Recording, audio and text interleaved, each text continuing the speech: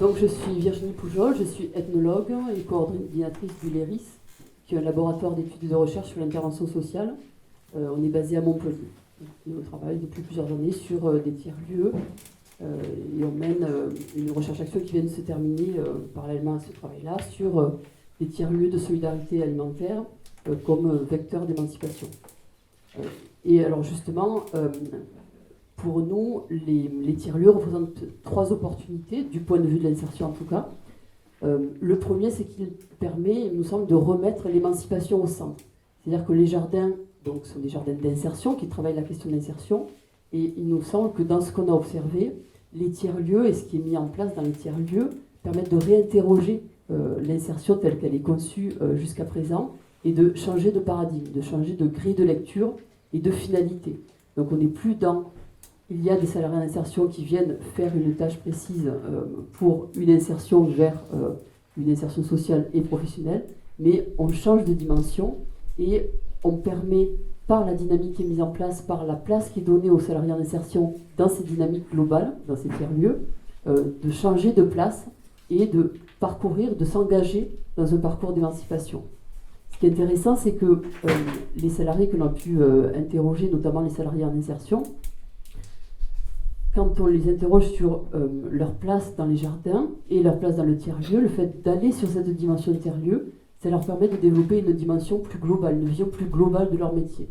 Ils ne sont pas juste là pour faire de la production, pour planter des carottes ou pour venir s'assurer que c'est arrosé, etc.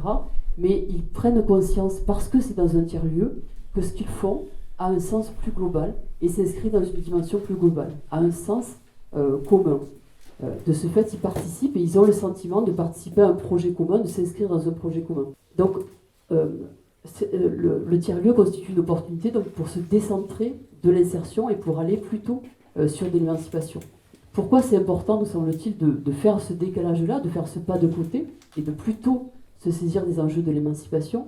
C'est qu'ils nous permettent de sortir les personnes plus durablement de la précarité. Si l'intervention sociale telle qu'elle est construite, si le travail social tel qu'il est construit en France, encore aujourd'hui, était efficace, on ne serait peut-être pas là aujourd'hui du point de vue de l'insertion. Et il nous semble que outiller les gens autrement sur des dynamiques d'émancipation permet durablement de les sortir de la précarité parce que ça les outille, ça leur développe de l'esprit critique, de la conscience du commun, de la compréhension des enjeux qui sont présents sur le territoire, et donc ça les outille pour pouvoir reproduire dans d'autres espaces cette mécanique-là, ces raisonnements-là, cette conscience-là, et donc de s'inscrire plus durablement dans un parcours émancipateur. Donc il me semble que dans les tiers-lieux, dans ce qu'on a observé, dans la manière dont les personnes sont sollicitées pour faire de la production, mais pas que, on permet de rentrer dans un parcours d'émancipation qui nous semble répondre à cet enjeu de sortir de la spirale de la précarité. La deuxième opportunité, me semble-t-il, c'est que le fait de s'inscrire dans un tiers-lieu permet de reconstruire le sens du travail. C'est évidemment lié à ce que je dis plus haut, et ça leur permet de s'inscrire dans un projet global. Alors, par exemple, on a eu des retours, des exemples où des personnes venaient le matin et découvraient le matin quelles étaient les tâches qui allaient être attendues de leur part pour la matinée. Ils savaient que le matin à 8h, leur tâche allait être de planter 3 rangées de carottes ou 100 rangées de carottes. Je focalise sur les carottes, je ne sais pas pourquoi. C'est bon, tu as raison. Donc, l'insertion dans beaucoup de genres d'insertion et dans beaucoup d'entreprises d'insertion et dans beaucoup d'entreprises d'une manière générale vise à casser cette vision de la globalité de la production du travail. Or, le fait de les réinscrire dans un processus global, ça leur permet d'accéder à cette compréhension du sens de leur travail, du sens de ce qu'ils vont produire dans le jardin, et donc avoir une maîtrise plus forte des enjeux de leur production pour le projet global. Donc on sort d'un rôle qui est purement productif pour aller vers un rôle qui est de contribution à un projet global.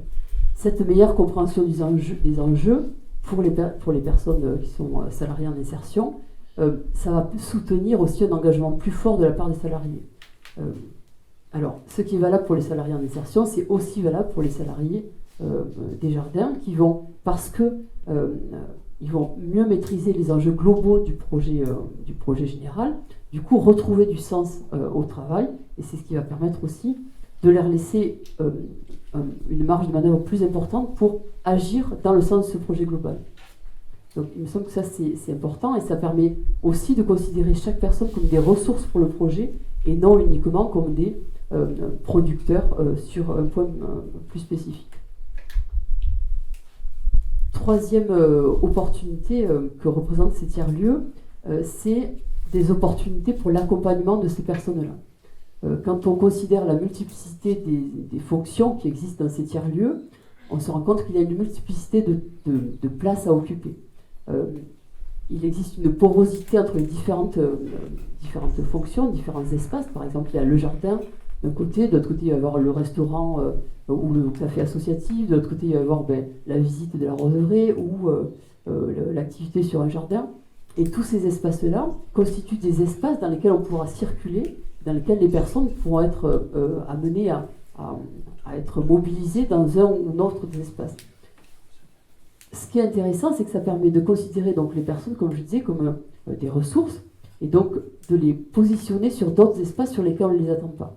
Et l'émancipation, c'est vraiment ça, c'est permettre à chacun de sortir de la place à laquelle il est assigné. Et donc les tiers-lieux constituent un ensemble de places différentes qui peuvent permettre des opportunités pour l'accompagnement des personnes. C'est-à-dire qu'on ne va pas considérer qu'une personne en insertion va être accompagnée uniquement sur une tâche de production dans tel ou tel espace, mais elle a la possibilité de naviguer entre ces différents espaces et donc de révéler différentes ressources qu'elle a en elle, différentes capacités aussi qui sont parfois insoupçonnées chez les personnes, et ainsi on peut découvrir que telle ou telle personne, en fait, elle va être très à l'aise sur telle dimension ou telle dimension. Et donc le tiers-lieu, du coup, constitue l'opportunité de rendre visibles ses capacités, ses compétences, et de mobiliser les personnes là où, au final, elles seraient les plus compétentes et les plus à l'aise. Et donc, du coup, évidemment, cette dynamique-là, elle permet de développer la confiance en soi des personnes, puisqu'elles vont être sollicitées sur des aspects de leur vie et de leur personnalité sur lesquels elles sont compétentes. Et donc, ça développe, bien évidemment, la confiance en soi. Et par ailleurs, le fait de considérer le tiers-lieu dans sa globalité, dans les différentes fonctions qui existent dans le tiers-lieu, mais aussi dimension territoriale, ça permet de réintroduire les personnes dans un écosystème plus général et de leur permettre de construire ce parcours-là, donc d'insertion et d'émancipation, dans une dimension plus large. Alors, juste un élément par rapport aux opportunités que constituent les tiers-lieux. Il me semble qu'il y a une autre dimension qui est importante, c'est le fait de considérer les tiers-lieux aussi comme des oasis. Alors, on est dans le thème archipel, oasis. Oasis parce que quand on est en situation de précarité, c'est important à un moment donné d'avoir un espace sécurisant dans lequel on se sent bien, dans lequel on est en confiance et dans lequel on peut se poser, se reposer. Et ces tiers-lieux, en tout cas de ce qu'on a observé, peuvent constituer pour les personnes une oasis, par opposition à ce qui est à l'extérieur, qui est considéré comme anxiogène, comme difficile, comme excluant, donc la société d'une manière générale, puisque les personnes ont vécu et ont traversé des choses difficiles dans leur vie, et donc elles considèrent que cette oasis leur permet de se reconstruire, de se poser, de se positionner un peu autrement. La tentation, et ce vers quoi tous les dispositifs publics orientent, c'est le fait de sortir de ces oasis. Pour aller justement vers l'extérieur, pour se confronter à la vraie vie, etc. Ce qui me semble intéressant de considérer, c'est d'une part que certaines personnes ne pourront jamais sortir de cette oasis, donc ça je pense que c'est important, et les tiers-lieux peuvent constituer un oasis qui est émancipateur pour les personnes, mais du coup, ces tiers-lieux-là, parce qu'ils sont connectés avec d'autres dimensions, avec d'autres éléments d'un écosystème qui est un peu plus large, peuvent constituer un oasis qui est un peu plus élargi et du coup qui représente une opportunité aussi pour les personnes de construire des parcours de vie qui soient un peu plus étendus, mais qui soient toujours dans un parcours qui soit sécurisant parce que rattaché à ce tiers-lieu. Ouais. Alors, sur cette question des multiples places que peut constituer un tiers-lieu, du coup, on se disait que Dominique pourrait réagir là-dessus pour illustrer comment, dans un tiers-lieu, parce qu'il y a une diversité de fonctions, une diversité de lieux, une diversité d'activités, ça permet à de nombreuses personnes de construire des parcours à l'intérieur de toute cette dynamique de tiers-lieu. Donc, peut-être que tu peux... Je voulais revenir quand même sur certains propos que tu tenais, Virginie, qui me paraissent tout à fait essentiels, notamment le sens global des choses, rentrer dans une appréhension globale, qui du coup fait sens par rapport à un projet qui, des fois, il faut l'admettre, est un peu compliqué. Hein. Il y a quand même un adage chez nous qui dit souvent que c'est dans la complexité des écosystèmes qu'il y a de la richesse et de la force, et donc... tout est dans tout, il faut voyez un petit peu nos projets, hein, comment ils fleurissent, ils se développent, ça peut être aussi très confus. Hein. Ce qui est intéressant quand même, à mon avis, de souligner en plus, c'est que malgré tout, les gens sont en situation de voir encore mieux, quand ils travaillent au tiers-lieu, parfois que dans le jardin de Cocagne, qui fait déjà ça, que ces personnes produisent des biens et des services pour les autres. C'est quelque chose quand même d'essentiel. Certes le global, mais en plus, ils sont en confrontation directe, plus souvent encore que dans le jardin de Cocagne, où l'occasion peut être donnée aussi que ça se passe ainsi, de voir l'usager, d'être en confrontation avec l'usager, quel qu'il soit. Et l'usager, en plus, eh ben, c'est différentes sociologies. Ça peut être des gens comme eux, leurs conditions, puisque les tiers-lieux à dimension sociale, c'est ça qui est un peu curieux, hein.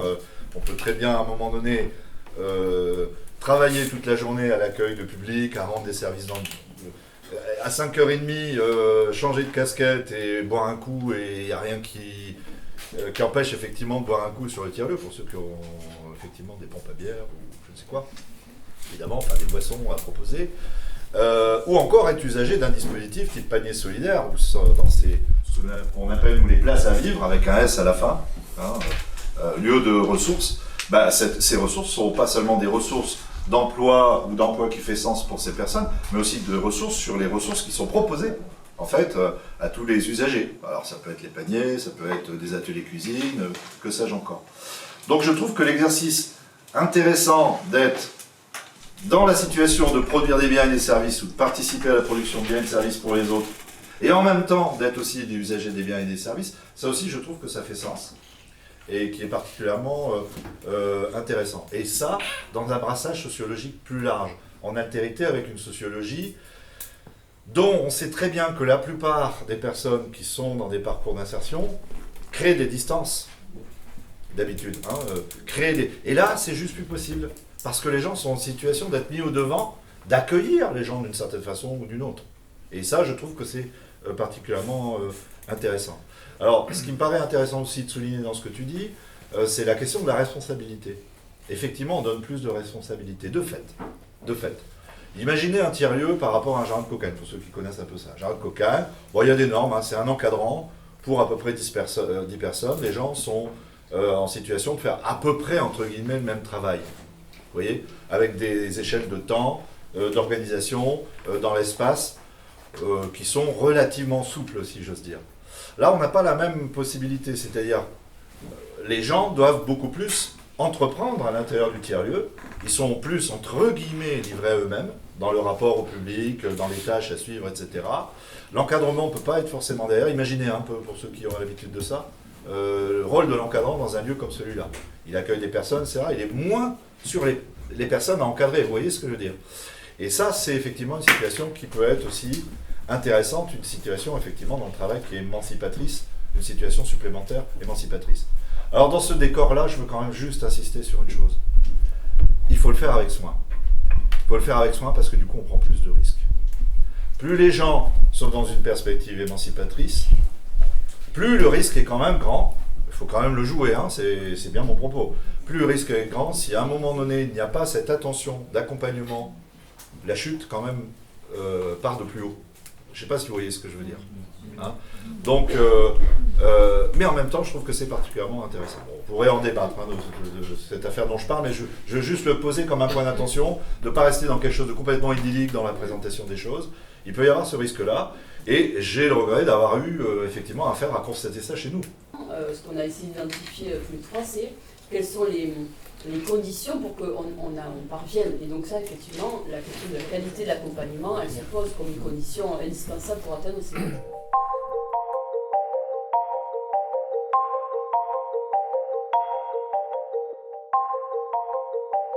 Donc la question, c'est comment on peut partager cette prise en compte de la diversité des personnes avec leurs difficultés, mais aussi leurs ressources, auprès d'un territoire plus large pour qu'on sorte de cette vision d'oasis qui est serrée autour du tiers-lieu, mais qui soit du coup beaucoup plus étendue sur le territoire. Deuxième point qui me semble important comme condition, comme risque aussi, effectivement, c'est la question de l'accompagnement. C'est-à-dire qu'aujourd'hui, on pense l'accompagnement comme du moins 1 au moins 24. Or, l'accompagnement, il commence bien avant, il commence dès les premières rencontres avec la personne et il se poursuit bien après le contrat. Et justement, c'est le bien après le contrat qui est fondamental pour que les personnes ne retombent pas, mais rentrent dans un parcours d'émancipation. Et donc, quels dispositifs peuvent se construire, peuvent s'inventer pour permettre ça? Et donc, comment on sort cette logique des 24 mois? Et tant qu'on ne résout pas ça, tant qu'on ne travaille pas frontalement sur cette question-là, on reproduira le marché de l'insertion. Du coup, il marchera bien, on va continuer à avoir des contrats, mais on ne résoudra pas durablement la question de la place des personnes en situation de précarité dans la société. Or, cette question-là, elle ne va pas se résoudre comme ça. Comme le disait Valérie, il y en a, quand elles arrivent dans 6 mois, peut-être qu'elles seront plus là. Mais d'autres, on sait qu'elles seront là 5 ans après. Ça, il faut l'accepter, c'est un fait. Et pour un nombre important de personnes, donc comment construire des dispositifs qui permettent d'accompagner sur le long terme des personnes qui en ont véritablement besoin.